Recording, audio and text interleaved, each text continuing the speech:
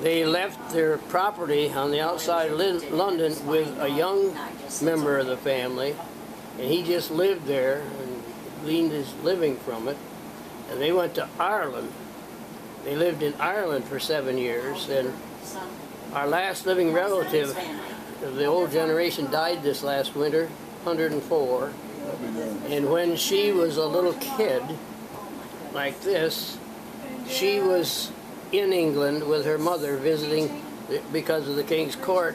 The whole family lived in part of the castle or the royal grounds over there. They're still there, and they went back there and revitalized all the stories.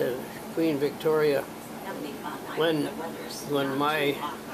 the original marshal come over in 1608 and ended up here in Allen 200 years later, from New York to Canada back here. Wow. But when she left England, she married into that family, this military officer, and she brought her. She had she had 7 brothers and sisters that come to this country. We're in Canada, and someone went back to visit, and the Queen learned that they were coming over, and she wanted them to come and visit her.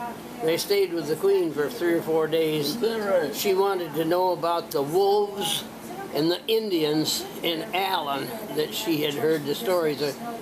My great-great-great-grandmother had told the stories.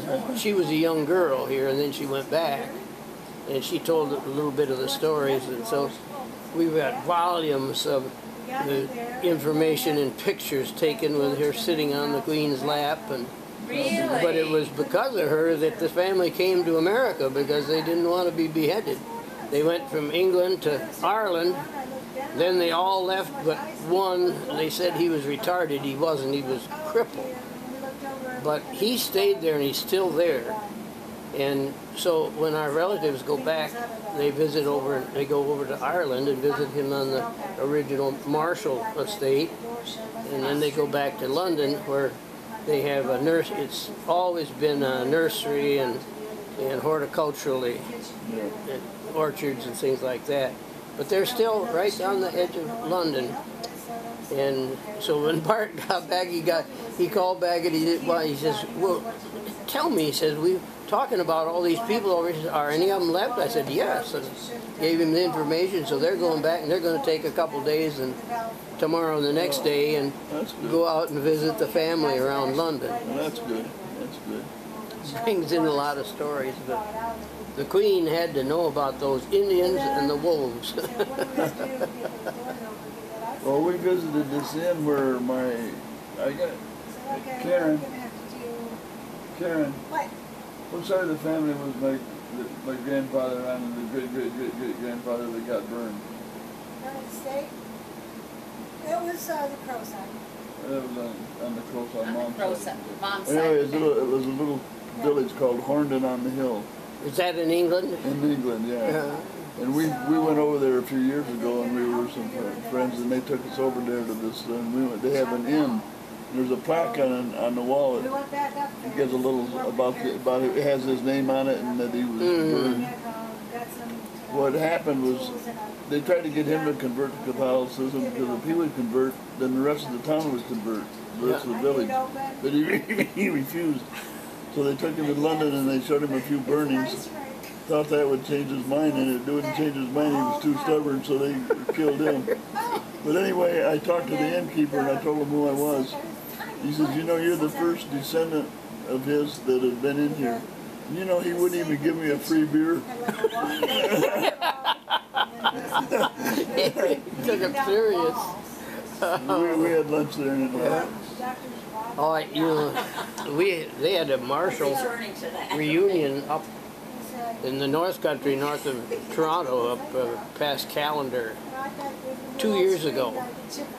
800 people attended that Marshall reunion. Really? Relatives of mine. My grandfather was born there in Aurelia. I'll be there. And came down here. My great-grandfather. So where was the reunion held? Where was the reunion held? Up there, right at the Georgian Bay. if you go up around the Georgian Bay on the other side of it, and you're going north, and you go through a little town, it's Aurelia and Callender and Sutton's Bay. They're all in one area right there, and that's where the Marshall family are. Oh, okay. They ended up going in the lumber business. They've been in the lumber business all their lives, and they're very well-to-do people. They took the old house when I was about 6 or 7.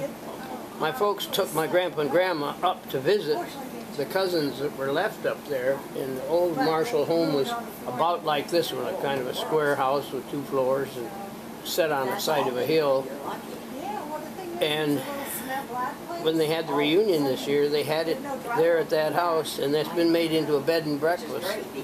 And it's a very exquisite area, and they make lots of money off of it. But we've lost track of. There were 9 or 10 kids your age and my age, that age group of the Marshall families up there, and about that many down here. Yeah. And I'm the only one that's kept track of any of them. Probably. And they, you know, if you live in Canada, you just don't have a feeling towards the Americans. Yeah, right. Yeah. Those up there, those are family. Yeah. But those over here, we're not really family. Carol, what are you coming up with? Well, nothing. I'm used to that. I ought to be right at home. Well, I can't get on my daughter-in-law's site to show you pictures of my son Ryan, Yeah. who's now 41, Gee, we were talking about him this morning. and Michelle, his wife, who's 41. And your son was 42 or 3? 41. 41. Yeah, Yeah. he's 41. 6 months difference. 6 months apart, yeah. And then JJ is 45. That's his daughter. Yeah. And May, my granddaughter, is 6 years old now. Wow. And the other 2 grandkids are 9 and 10. And there's Alan and Claire. You'll have to go see the pictures. I'll get them for you. That was a year ago, Father's Day. Hey, you? Oh, that's Frank's phone. Good looking kid. Frank's phone? Yeah. Yeah. Let me show Jane. Sure. Thank you. Can you make the thing go off so we can see it? Oh, Who is it? Derek left a voicemail. That's all. Did you see it without the... No, Oh, yeah, yeah. he saw it. Okay. Yeah. Boy, they look like your side of the family. Yeah, fingers. There you go. I shouldn't say they look like us. Yeah, right. I run into one of our second cousins yesterday in Walmart. She comes charging down through there. You probably never have met her, but she's a wonderful girl. Alger Baker's granddaughter. Oh, okay. And she has 2 daughters. One of them just finished her PhD out in the East, and the other one is in Europe doing something. They're Oh my they're gosh. well educated and Uh-huh. left Jonesville. They got out of high school and went right to University of Michigan and It went away. around the world. That's what they all do. Yeah, yeah. It seems like it, don't, doesn't it?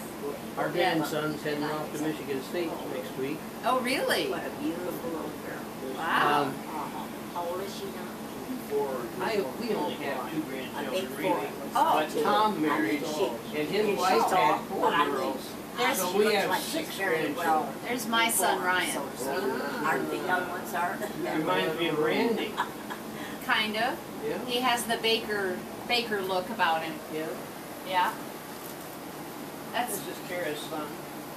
That's Ryan. Oh my gosh. He was probably 35 there. Is that right? Yeah, he does look Mike, like a baker. have you seen Randy Baker or something? Yeah. Yeah. He was at Shelley's wedding. He stopped in here several times a couple Christmas. years ago, and Uh-huh. we got well acquainted, and then all of a sudden we haven't seen him anymore. He's Yeah. working now.